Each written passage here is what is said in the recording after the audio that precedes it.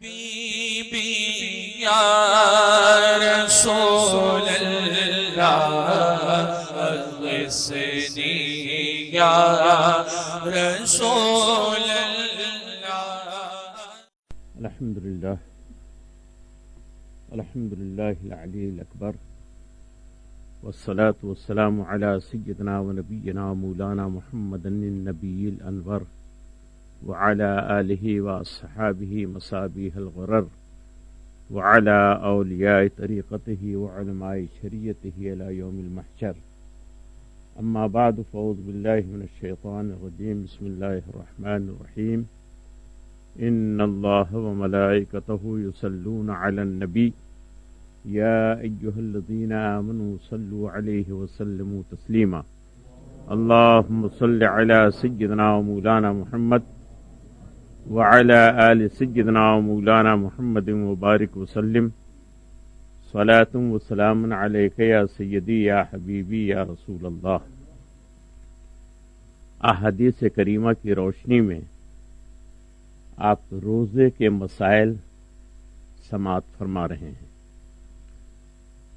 قرآن پاک کی آیات کریمہ سے بھی مسائل دینیہ کا استخراج ہوتا ہے، نکالا جاتا ہے، اور احادیث کریمہ سے بھی ہمارے دین کی بنیاد، جس پر ہمارے دین کی بنیاد پڑی ہوئی ہے، وہ کتاب اللہ اور سنت رسول اللہ صلی اللہ علیہ وسلم۔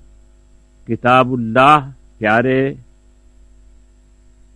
پیارے نبی صلی اللہ علیہ وسلم کی سنت، یہ دو چیز بنیاد ہے، اور تیسری چیز میں ہے اجماع، صحابہ کرام کا اجماع، مجتہدین کا اجماع، علماء ملت اسلامیہ کا اجماع، اور چوتھی چیز ہے مجتہدین کرام کا قیاس۔ ان چاروں طاقتوں سے ہمارے دین کے مسائل نکھر کر کے ہمارے سامنے آتے ہیں۔ تو آج کل احادیث کی روشنی میں آپ مسائل صیام، روزے کے مسائل سماعت فرما رہے ہیں۔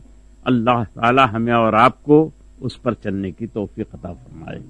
درود پاک پڑھیے۔ اللہم صلی علی سیدنا و شفیعنا مولانا محمد وعلی آل سیدنا و شفیعنا مولانا محمد وبارک وسلم، صلاۃ وسلام علیک یا سیدی یا حبیبی یا رسول اللہ۔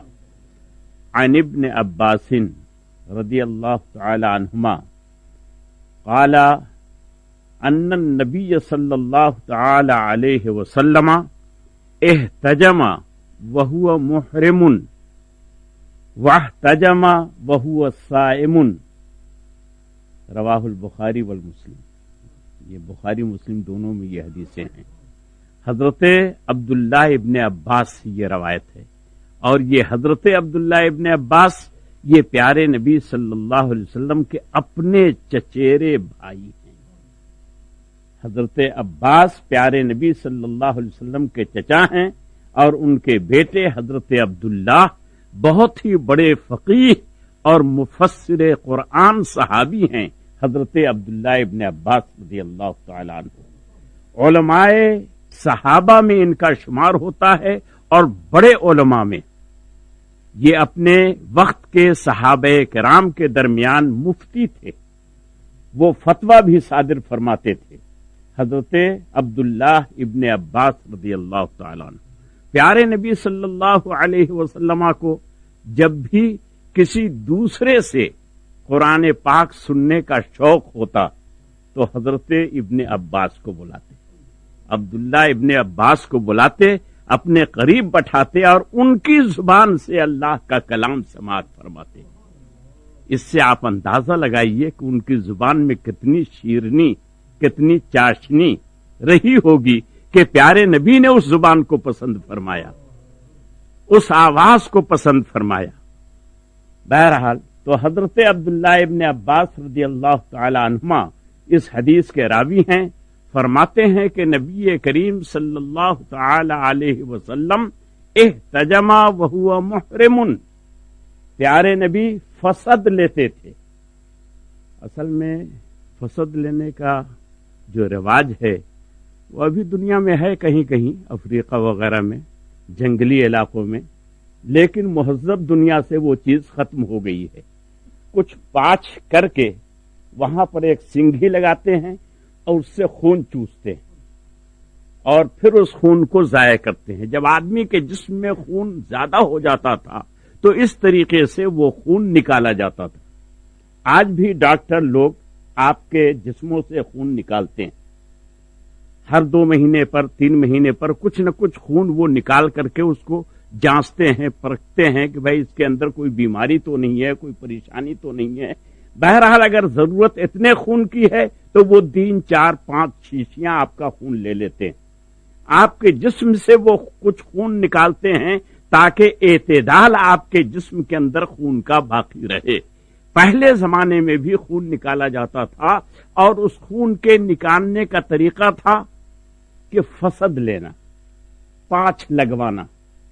تو حضرت عبداللہ ابن عباس رضی اللہ تعالی عنہما فرماتے ہیں کہ احتجم رسول اللہ صلی اللہ علیہ وسلم وہو محرم، آپ جب حالت احرام میں ہوتے تھے جب بھی کبھی کبھی پاچ لگوایا کرتے تھے، خون نکلوایا کرتے تھے، اور کبھی کبھی وہ احتجما وہو صائم، کبھی کبھی روزے سے رہتے تھے اور روزے کی حالت میں بھی خون نکلوایا کرتے تھے۔ اب اس حدیث سے ایک مسئلہ ہماری سمجھ میں آیا کہ اس زمانے میں تو پاچ کے ذریعے سے خون نکالا جاتا تھا اور روزہ نہیں ٹوٹتا تھا، تو آج کے زمانے میں اگر انجیکشن کے ذریعے سے خون نکالا جائے تو روزہ نہیں ٹوٹے گا، روزہ نہیں ٹوٹے گا، اس لیے کہ پیارے نبی صلی اللہ علیہ وسلم نے ایک نشان قائم فرما دیا ہے، ایک راستہ ہمیں اور آپ کو دکھلا دیا ہے۔ اب زمانہ جتنا بھی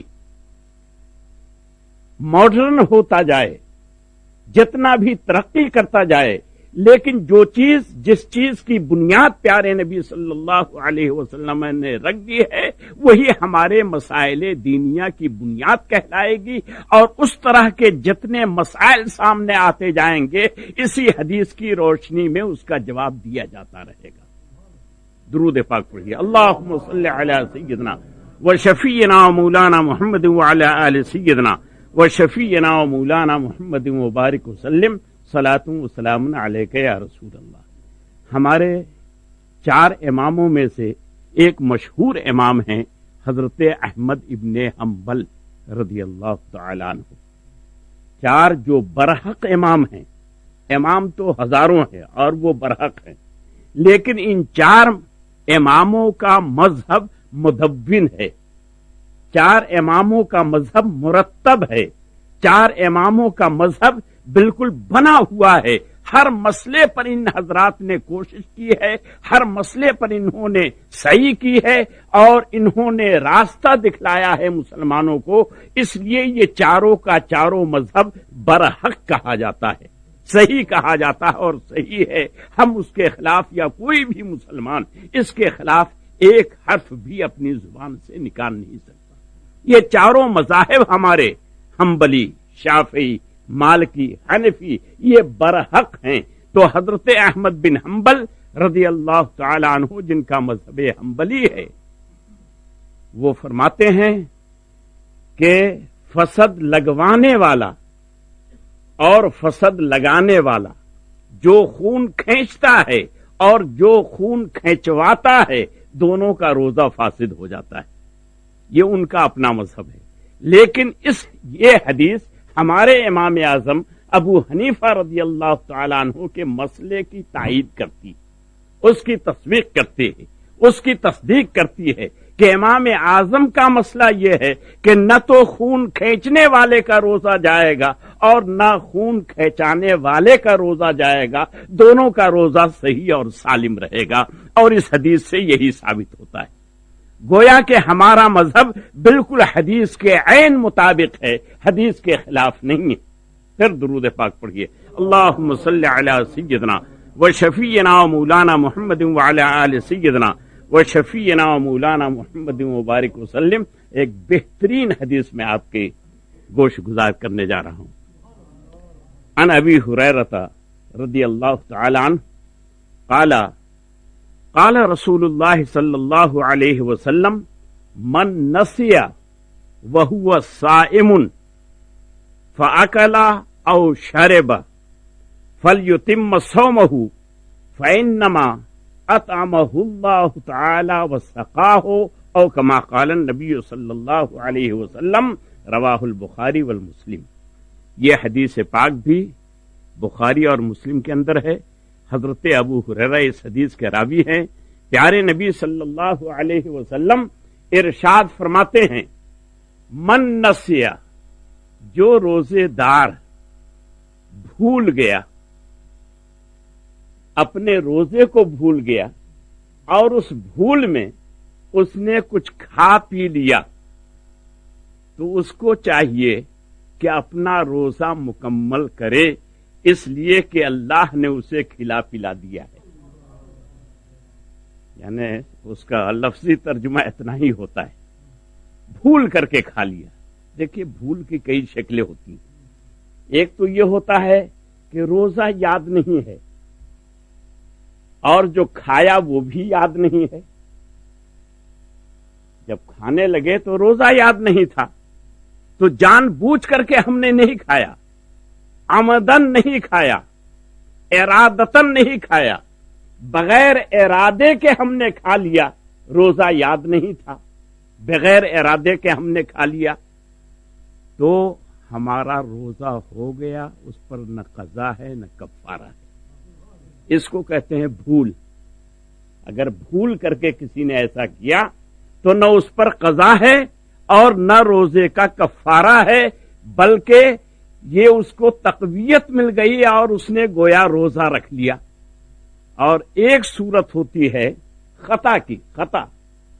خطا کا مطلب ہے کہ روزہ تو یاد ہے لیکن غیر ارادی طور پر بغیر ارادہ کیے ہوئے کوئی چیز ہمارے حلق سے نیچے اتر گئی یا کوئی چیز ہمارے پیٹ میں ماغ میں پیچھے سے داخل ہو گئی، تو اس سے روزہ نہیں ٹوٹے گا.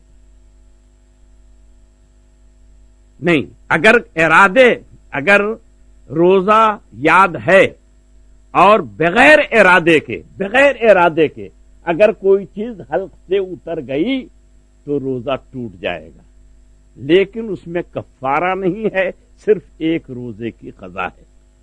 اب مثال کے طور پر کوئی آدمی وضو کر رہا تھا، اس نے کلی کیا، یا جیسے غسل میں خوب زیادہ کلی کرنا چاہیے تاکہ پورے منہ میں پانی چلا جائے، لیکن روزے کے زمانے میں بہت احتیاط سے کلی کرنے کی ضرورت ہے.